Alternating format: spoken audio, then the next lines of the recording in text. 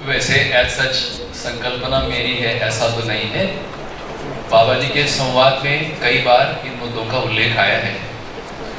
जो लोग पहली बार भी यहाँ पधार रहे होंगे, हम बाबा जी जिनको कह रहे सुबह से जिसका परिचय हो रहा है जिस मध्य दर्शन का, उसके वो प्रणेता अनुसंधान करता है, तो ये बाबा जी का नाम है।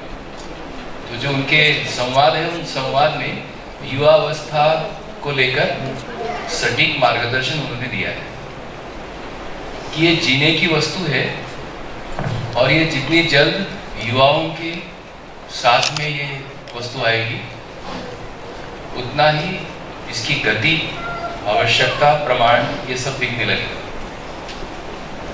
तो पिछले 30-40 वर्ष जो एक अपार मेहनत हुआ है जीवन विद्या अर्थात मध्यस्थ दर्शन को समझकर इसको जनमानस तक पहुंचाने का जो कार्य हुआ, उसी का ये परिणाम आज हमको दिख रहा है कि ये युवा अवस्था तक भी ये दस्तक दे रहा है। तो सहज रूप में ये हुआ कि जितने युवा अभी हमको देश भर के संपर्क में आ रहे हैं, उन सभी युवाओं के साथ मिलकर एक छोटी सी गोष्ठी किया गया और उस गोष्ठी में जो जीने के लिए महत्वपूर्ण मुद्दे लगते हैं, उन मुद्दों पर अच्छी सघन पारिवारिक माहौल में चर्चा किया जाए, ऐसा एक छोटा सा बात शुरू हुआ।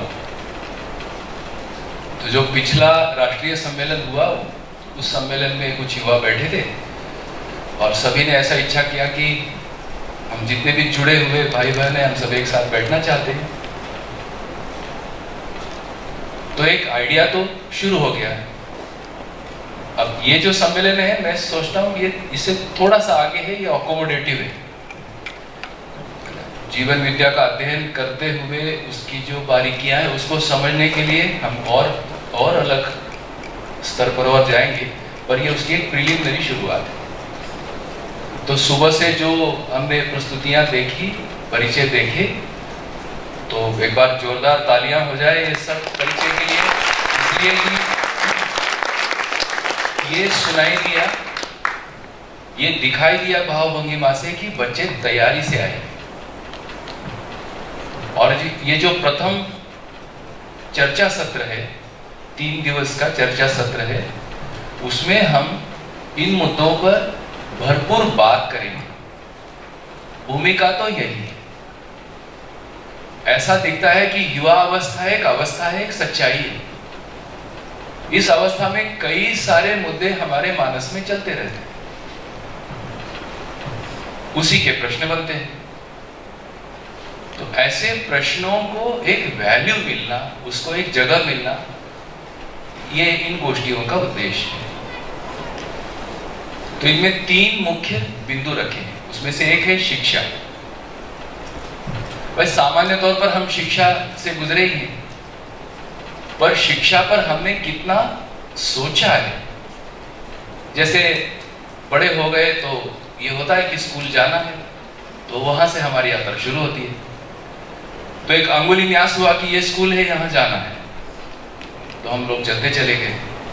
धीरे धीरे धीरे धीरे किसी समय में लगने लगता है कि ये जो मैं पढ़ रहा हूं ये क्या है। तो ऐसा कितने बच्चों ने शिक्षा पर सोचा है, यही बता सकते हैं।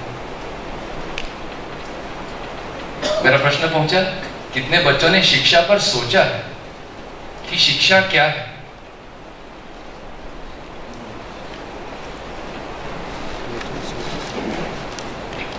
गुड।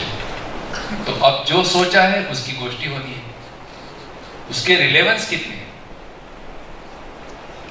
तो हमारे साथ जो प्रस्तुत करता, जिनको हम लोग एक्सपर्ट कह रहे हैं, वो इन मुद्दों पर थोड़ा सा आपका ध्यान आकर्षण करेंगे।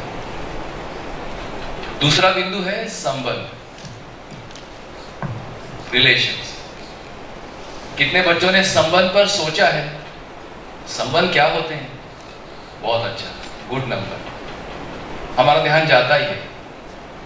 तो ये सारे मुद्दों पर, ये सारे जो हम सोच रहे हैं, ये कहीं किसी निश्चित जगह पर पहुंचते हैं, इनका कोई समाधान होता है। इस तरह का आशय गोष्ठी नंबर 2 में होगा, जो कल होगा। और तीसरा है, थोड़ा गहन है, देखिए क्या आपने भी इस पर सोचा है, सत्य क्या है। कभी हम सुनते हैं भाई नेचर एक सत्य है, कभी हम सुनते हैं स्पिरिचुअलिटी में बहुत सारे लोग काम करते हैं, आध्यात्मिकताओं में काम करते हैं, वहां कोई सत्य है। और कुछ स्ट्रीम्स हैं जिसको हम विज्ञान कहते हैं, भाई विज्ञान में कोई सत्य है। तो सत्य क्या चीज है, ऐसा कितना बच्चों का ध्यान जाता है कि इसको भी मैं हम जाने, देखें तो सही सत्य क्या चीज है। इस पर कितने बच्चों ने सोचा है? गुड। तो हम सोचते तो हैं। तो भूमिका इतनी सी है बच्चों, हमको ऐसा लगता है एक प्रौढ़ के नाते, एक जिम्मेदार प्रौढ़ावस्था का मैं भी एक इकाई हूं, एक आदमी हूं, तो मुझे भी लगता है कि ये 3 मुद्दे हमारे जिंदगी के निर्णायक मुद्दे होते हैं। इन पर जितना हमारा सटीक समझ बनता है, उतने ही हमारे निर्णय भविष्य को लेकर सहज होते हैं, सुलभ होते हैं। तो आइए इन 3 दिनों में इन मुद्दों पर गहराई से सोचते हैं। तो बेसिकली ये सम्मेलन प्रथम कड़ी में सोचने का ही काम होगा। आने दीजिए जितने प्रश्न आपके आते हैं। और मैंने ये देखा है कि प्रश्न आने से आदमी पागल नहीं होता, प्रश्न दबाने से पागल हो जाता है। इतना मैंने देखा है। जितने प्रश्न बाहर करेंगे उतना ही रिलीफ मिलता जाएगा, ये देखिए 2 दिन। और जितने प्रश्नों को दबाते जाएंगे उतना ही भीतर कुंठा बनती रहती है। तो क्या चाहते हैं, आराम या कुंठा? क्या चाहते हैं? तो पहले आराम में आए। कितने मेरे प्रश्न है वो बाहर आए, और उनमें से कुछ प्रश्नों के उत्तर यहां मिल सकते हैं, कुछ प्रश्नों के उत्तर के लिए कुछ डीपर रूट्स लेने हो सकते हैं। यानी थोड़ा सा और अध्ययन, थोड़ी और स्टडी, थोड़ा और गहराई से निश्चित विधा, निश्चित रास्ता, निश्चित मार्गदर्शन में कुछ काम लेना हो सकता है। ऐसा कुछ काम कुछ बच्चों ने किया है। उन बच्चों की आखिरी दिन हम प्रस्तुति भी सुनने वाले हैं। जैसे आपके कुछ प्रश्न हैं, वैसे इन बच्चों के भी कुछ प्रश्न रहे। उन प्रश्नों का कोई फॉलोअप हुआ, निश्चित विधा में उन्होंने काम किया, और आज आंशिक ही सही एक सफलता के साथ ये बच्चा हमारे साथ। तो ऐसे बच्चों का हम आखिरी दिन प्रेजेंटेशन सुनेंगे। प्रेजेंटेशन पश्चात आप में से यदि कुछ बच्चों को इस तरह से लगता है कि हम भी स्ट्रीम में भाग ले सकते हैं, तो उनकी कुछ एनरोलमेंट्स हो सकती है। तो इस तरह से ये 3 दिन का कार्यक्रम, प्रथम 2 दिन हम गोष्ठियों में गुजारेंगे, और आखिरी दिन ये जो डीपर रूट से थोड़ा आगे का अध्ययन है, ये कैसे हो सकता है, इसके क्या रिजल्ट है, इसके बारे में हम जानकारियां लेंगे। तो इस तरह से 3 दिन एक पारिवारिक माहौल में, एक फैमिलियर एटमॉस्फेयर में हमारे भीतर के मुद्दों को हम एक बार रखने का प्रयास करें। बढ़िया। इसलिए यहां से, है ना, सुबह से देख रहे होंगे या मैं भी बात कर रहा हूं, तो मैं प्रयास पूर्वक ये बात कर रहा हूं कि मैं कुछ भी अपने से ना बताऊं। किन्हीं प्रश्नों के उत्तर यहां जो भी प्रस्तुत करता है वो अपने से नहीं देंगे। उत्तर हैं, पर उन उत्तरों को पहुंचने के लिए कुछ भीतर से हमारे भी कुछ प्रश्न बने, कुछ हमारा भी प्रयास बने, जिसको हम कहते हैं प्यास जगना, प्यास बढ़ना। उसका दार्शनिक नाम है जिज्ञासा। तो ऐसी जिज्ञासा बनने पर जो प्रस्तुत उत्तर है, वो उत्तर समझने की हमारी स्थिति बन सकती है। इतना स्वीकार है? जो मैं कह रहा हूं उतना स्वीकार है? तो जो सुबह से मैंने प्रेजेंटेशन आपके सुने, बहुत अच्छा लगा कि आप तैयारी करके आए हैं, कुछ प्रश्न जरूर लेके आए। तो प्रश्नों के लिए अच्छा 1.5-2 घंटे का पर्याप्त समय रखा हुआ है। तो इस समय का हम लोग सदुपयोग करते हुए इन मुद्दों को, इन प्रश्नों को लेके आए। इतनी छोटी सी भूमिका मुझे रखनी थी। नमस्ते। So Yogesh Bhaiya mentioned that this whole idea of youth confluence is always been, I mean, there's been mention of about how the youth can be guided by Nagaraj ji in various of the samvad or communications that various people have had with him. So it's under the guidance of those points that this first confluence is happening. However, it's the thought was very much going on since 2-3 Sammelan, and the last Sammelan that happened in Ahmedabad, in that Sammelan the youth decided that let's have a platform to discuss the various thoughts that are coming in the minds of the youth, which are very much real, but are not finding space to be expressed in any such platform.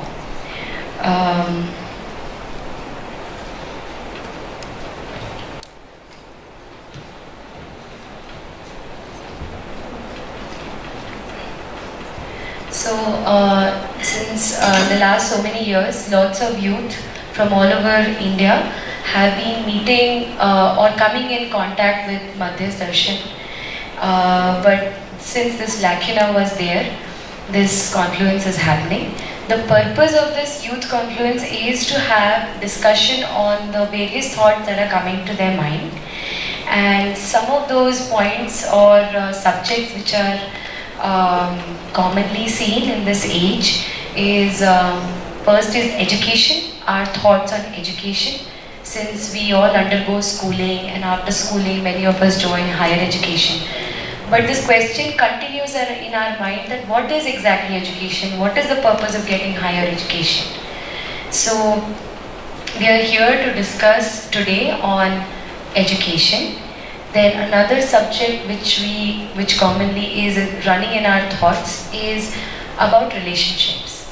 So how do we look at relationships? How do we look at friendship? So this would be the topic of discussion for tomorrow. And the third topic, which will be for day after, is on what is reality, or how do we see things around us. So this is another important subject which is running in our mind, because it decides how we are going to look at our own lives and what kind of decisions we will take based on our understanding of these three questions. So the third topic is what is reality, science and spirituality, which will happen on the third day. These sessions are mainly to help us to think. Some answers may happen or be available from the stage or from our individual discussions. Some questions may not get answered here and may require for us to get into deeper discussions or go into forums where we can have deeper studies to answer them. Yes, so with this, this is, or any point I'm missing, Yogesh bhai? Question. So important thing is that if we are preventing our questions, if we are stopping our questions from being answered, then this is what takes away the light of the youth. And if we are willing to face the questions, then the light of the youth actually comes out in the form of a flame or as a form of energy that can be channelized. So let's try to face our questions, let's bring out the questions so that we get the answer. Yes.